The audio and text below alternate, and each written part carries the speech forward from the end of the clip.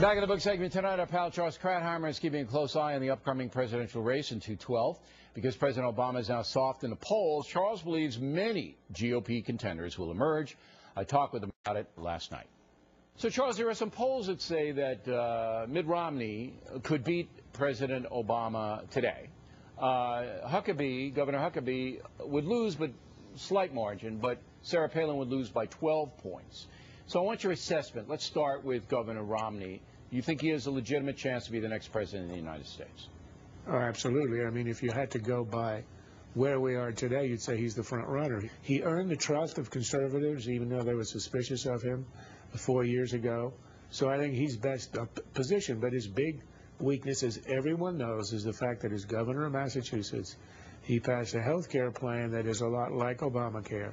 And whenever he speaks, he has to spend the first 15 minutes explaining why they are not the same. Governor Huckabee assess his chances. Very, very good campaigner, very personable man, did okay last time around, you say?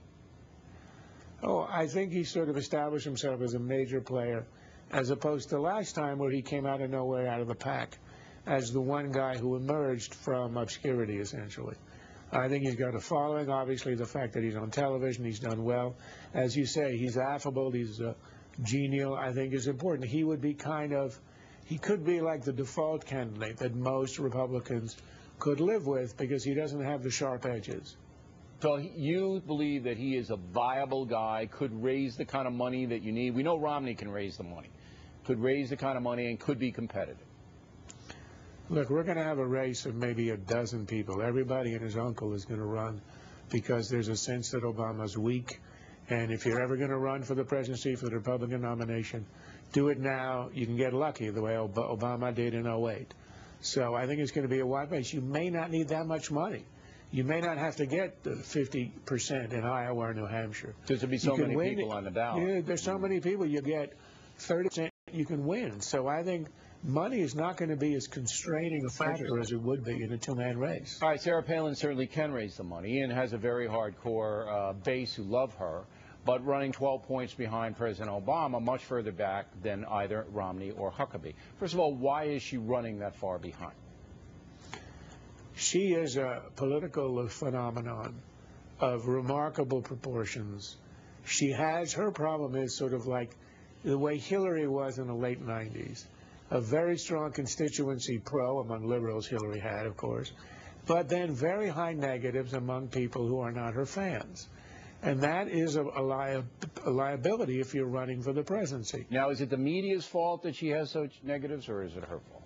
I think the media has contributed enormously. The animus to her is unprecedented. I think she handled it reasonably well. But, of course, you know, when you have that much opposition, it's very hard to overcome that. But I think in part it is that she has not practiced in policy. The Katie Couric interview that she originally had was not, you know, a gotcha interview. There were fairly simple questions that she had trouble answering. I think that damaged her in the eyes of even non-ideological people.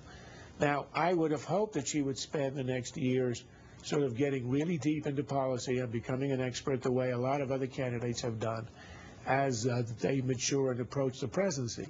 She hasn't. She has a political star. She is out there. She's very attractive politically, ideologically, to a large segment of Republicans. But I think if you want to expand your base, you have to get into policy, even though it sounds dull. But that's really important. There's a threshold people have to feel about a president. A lot of Republicans have that sense that she passes it. But a lot of neutral people, ideologically neutral people, don't. All right, last question. Is there anybody in the Republican Party that you would say, look, this guy or gal should run, and I think that they're very good?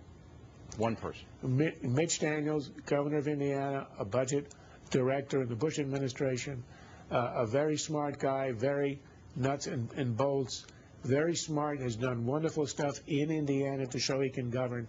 This could be an election in 2012 where the country's going to say, we tried the charisma and romance in 08, and it turned into a disaster. He had the speech, he could talk, but he couldn't govern. And I think you might have a mood of an electorate saying, well, this time let's go with somebody who doesn't have the charisma. In fact, that might be a plus, but who's hands-on, reliable, smart, policy-oriented, and who will fix the country. That would be his appeal if he were to run. All right, Charles, thanks very much as always. Pleasure.